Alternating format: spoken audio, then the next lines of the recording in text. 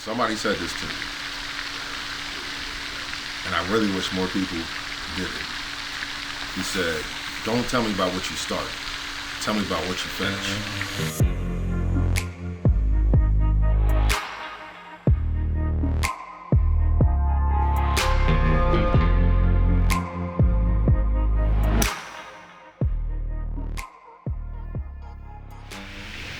Today, no, I don't know how y'all feel, but I know I'm having fun.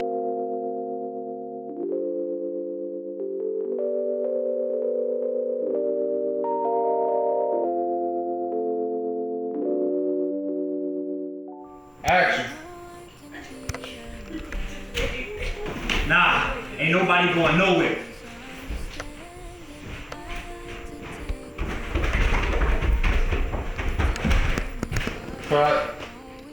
Good day, everybody. My name is Andrew Fountain, president and founder of 12-3 Productions. We are here because of my current feature film, False Pretenses. So let's take it away. What are you doing? I'm about to tell her the truth. What?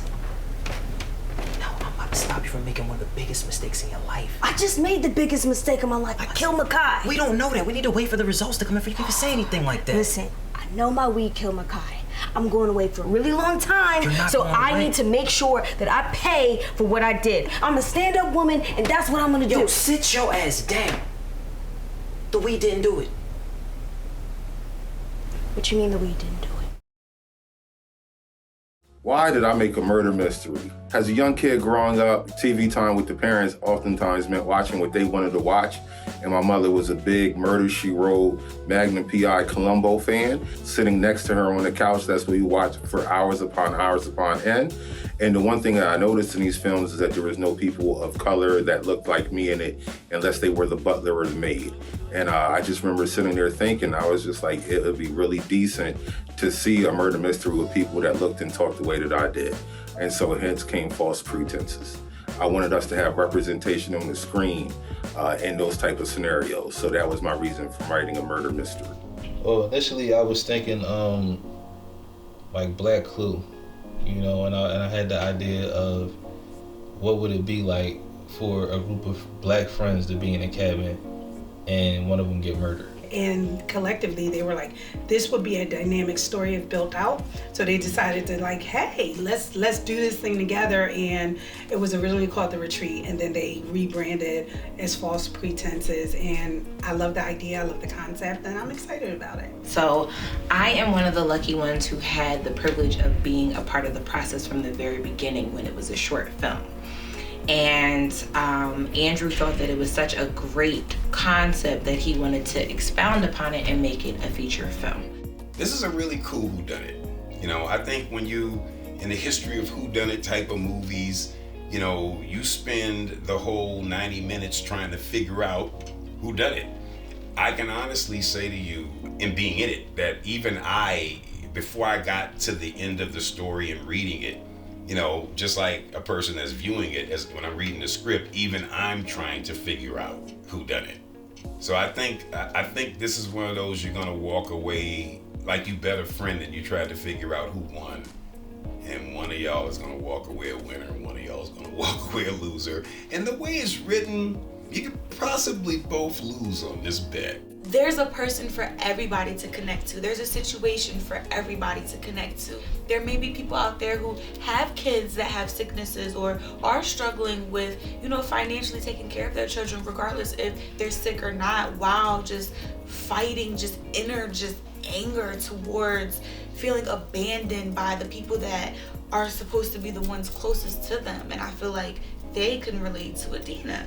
The movie's about, you know, a group of friends coming together and, you know, going away and actually trying to make something productive of their lives by starting a thing they call like the Susu.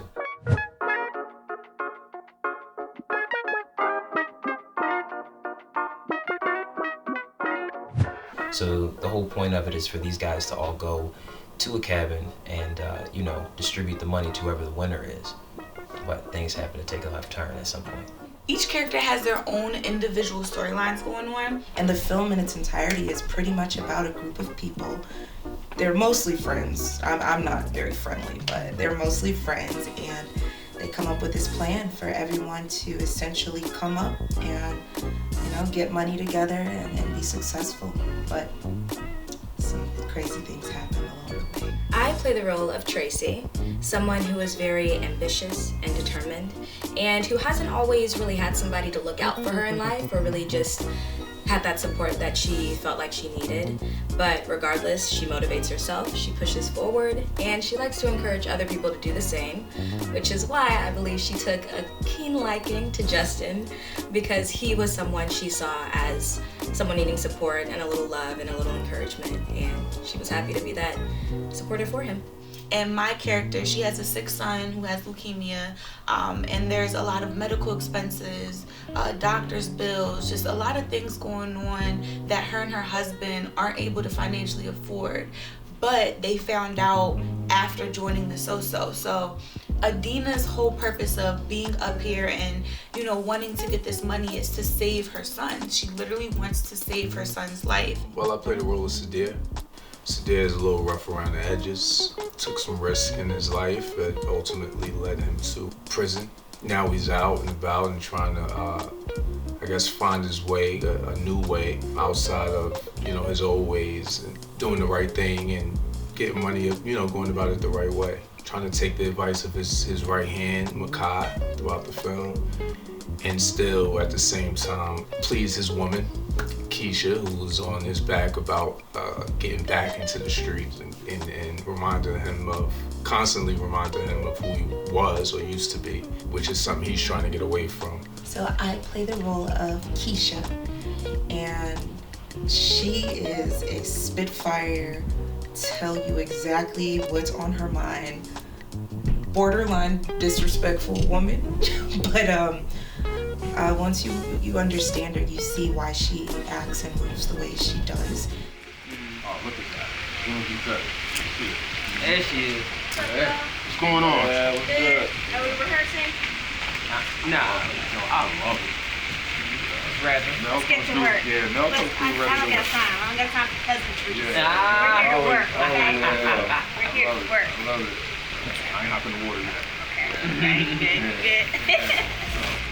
I find that I am a bridge a lot in the relationships that I've built throughout my life, whether it be my family or friends. I always find myself bridging the gap between either two people or two communities. I think that Atoni is very much the same way. She had a best friend who passed away, and the fallout of that is Makai's two best friends, Sadir and Justin, are at odds with each other, but Atoni is essentially trying to keep the glue together and trying to hold on to what's left of this bond that's been shaken up. And I think I share in a lot of those emotions and a lot of those desires that she has, in that I'm very much the same way. I try to keep those that I love together. I play the role of Liz. She is a very generous person. She loves her friends. She'll do anything for them. She loves her man, and she's very, very loyal. I have a lot of funny and interesting stories that happen behind the scenes, but all I'll say is this: what happens in the cast cabin stays in the cast cabin. I would say one of my favorite scenes to shoot in the movie was definitely the campfire scene. It's probably one of my favorites. It's one of the few times that you get to see my character Justin get a couple little jabs out there against one of the other characters. So what you're seeing right now is based on a scene where I make an accusation and they didn't take too kind to it. So this is why I look like I'm swollen and I hurt. He ain't hit me that hard. You see what he looked like. I lost. It's a lot of change backs with makeup. So what I mean by that is you may have, like I had to do a black eye, right? So doing another scene, that black eye has to look a different way, and the neck comes off and it has to go back to look the first way. And so it's a lot of back and forth and a lot of muscle memory with the brain, trying to keep up with looks and all. But I would say that's about the only roadblocks I face as a makeup artist. So far shooting, makeup has been pretty standard throughout the set. It's been switching it up to making someone look dead for the scene, without making them look too dead, and keeping them looking wet and without the makeup moving anywhere. So it's been a little difficult, a little challenging, but it's still fun at the same time. Roadblocks come in many forms, so we've hit financial roadblocks, we've hit resource roadblocks, we've hit scheduling issues, communication issues. I've counted more roadblocks than there were roads. That's the director would say. Roadblocks as far as picking up the cast from one cabin, driving them back to another cabin. It was multiple roadblocks. But the thing that I really like about the set of False Pretenses is that we come together and we make it happen no matter what. We'll wear whatever hat we need to get it done. So it's awesome. Casting. We went to New York, Atlanta, Philadelphia, and it was a very strenuous process because Drew had a vision for certain looks and he wanted nothing but the best being brought into the cast. So being able to make that happen definitely took some time, but we're here and everyone has, in my eyes, has been casted perfectly. You have to trust the director and trust that they may know best, because when I actually auditioned for this film, I auditioned for another character. I didn't even honestly want the character that I have. I wanted the character I was auditioning for, and in the room, I remember going in and Drew saying, read for this one, actually. And as I'm reading it, I'm like, why am I reading this character? I want the other one. And then he asked me, so why did you choose the character you chose? And I told him, I was like, I feel like I can connect with her, all this. Fast forward to getting cast as the character I read for in that room, but now I've fallen in love with the character that I've been cast for, and I think it was a great decision, and I'm glad he did that. Yo, like when I be sitting up there and I be looking at the stuff in the monitor, yo, I either be cheesing or I be, you know what I mean, fist pumping, like yo. And then like I was saying last night, like I was just sitting up there thinking like, yo, we got so much more to get. You know what I'm saying? It's just gonna keep on escalating. Like, because I'm seeing the story come to life. Like, it's different whenever I see it in my head to then whenever I'm getting to see you guys really acting it out. And it's better than what I see on paper. Right. You know what I'm saying? And that's one of the reasons why I don't want to crush what you bring to the table. Like, bring what you bring to the table, because that's what makes it better than the words on paper. Like, it really does. You know what I mean? Like, I couldn't ask for it to come out any better. I really couldn't. You know what I'm saying? I think the majority of the character development, though, really strikes when you're around the other actors and seeing how they relate to you, how you relate to them, the dynamics that come in there. So even though I did put time of my own into it and I put my method into it that I use to create characters, it's when you're on set that you really start to feel out your character and who they really are. And you start to see it by the reactions of everybody else. So my favorite scene would definitely be when Keisha, I get choked out at a certain point in the film, and I personally have never been choked out myself, but when we were filming it, we had to shoot it, multiple times, and every time the character, I don't want to say who, the character who chokes Keisha, they would say something different every single time, and it was really, really cruel things, but after cut, I just couldn't stop laughing because it was like, it was pretty intense.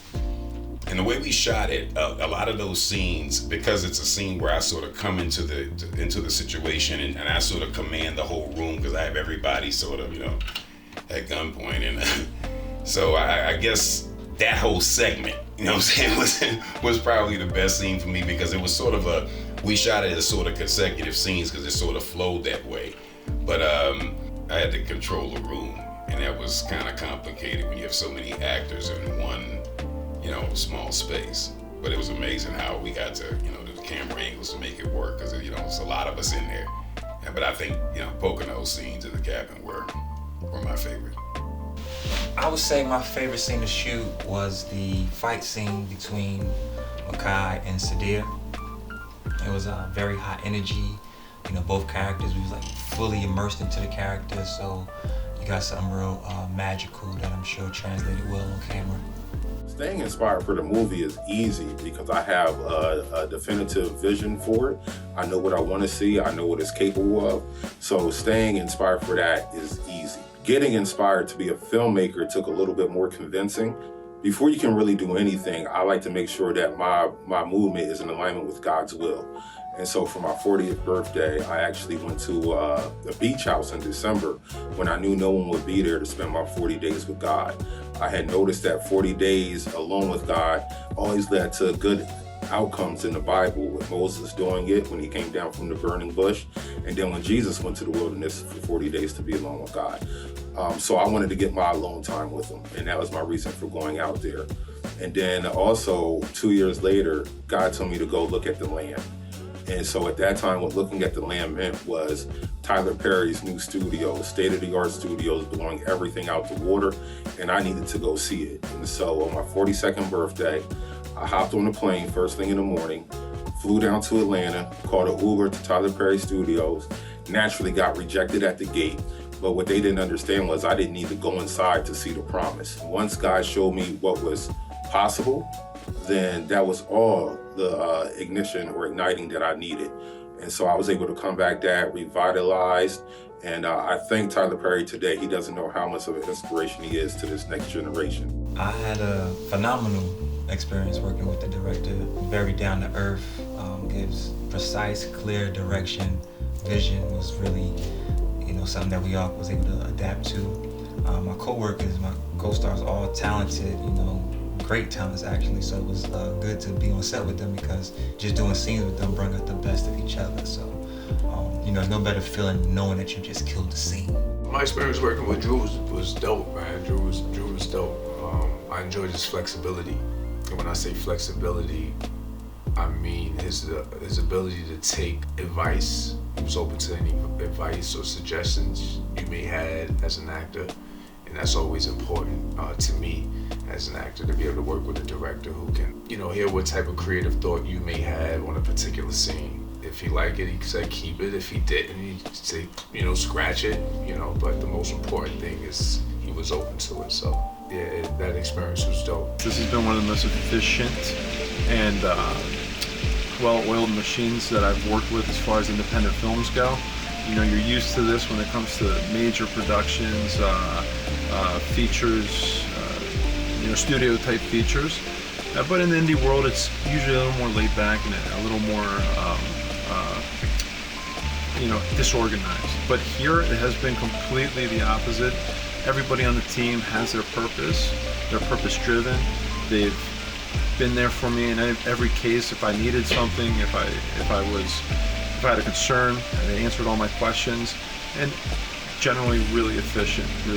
So, props to everybody. I want to big thanks to Andrew and Naj and the whole team. I mean, I wish I could list everybody, but I'm sure you don't want to hear me rant. But thank you to everybody because this has been a great experience, and I hope we do it again.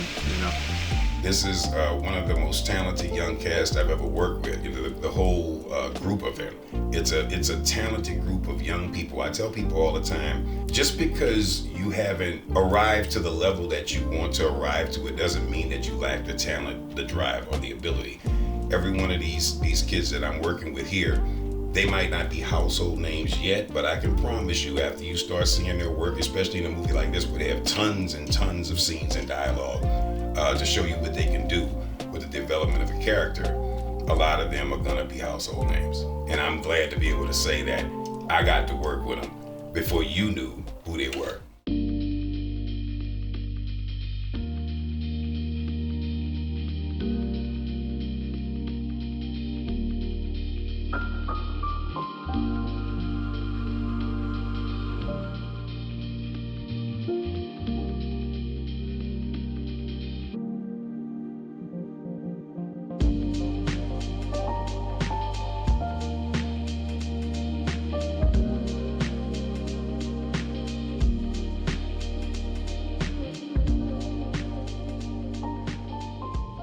What am I hoping the audience takes away from the movie? Honestly, a historical lesson about our culture and the gain of Isusu and how we can work together as a unit and build in our communities and share wealth among our own family and friends, as well as dealing with healing. A lot of times people take trauma or childhood trauma into their adulthood and not really face their issues, and that causes them to develop hatred towards people, develop certain ways about themselves that they may not have had if they had actually taken the time to seek out therapy, counseling, express how they felt, searching for the clarification that they needed about things that they didn't understand. So I feel like that this movie touches upon things that, you know, people and families may hide or not discuss the hurt that they have, and just go on in life and allow that to destroy relationships. I think that the audience will definitely stop and think and maybe even question their own values a little bit and how they would handle being put in certain situations. And overall, I think it would really just kind of provoke a dialogue for people to understand that there are so many different layers to a person's story, and there's not always a clear right and wrong. However you cut it, nothing is truly black and white. And while you may hate someone, you can also see and find love in them as well, and maybe even sympathize. There's a saying that money is the root of all evil. I believe after watching this film that they will not let money control them and maybe not do certain things because of money, because it's not what's really important. It's more so your family and friends and just being around people who you love. Suspense. Suspense. I hope that they're guessing. They're guessing and that they get it wrong. Final day. We're ready to get out of here. It was a long journey. We're coming to the end. Now it's post-production, so it starts all over again. Man. Filmmaking, baby. It's a process. It's a process. Yeah. That's it. It's a wrap.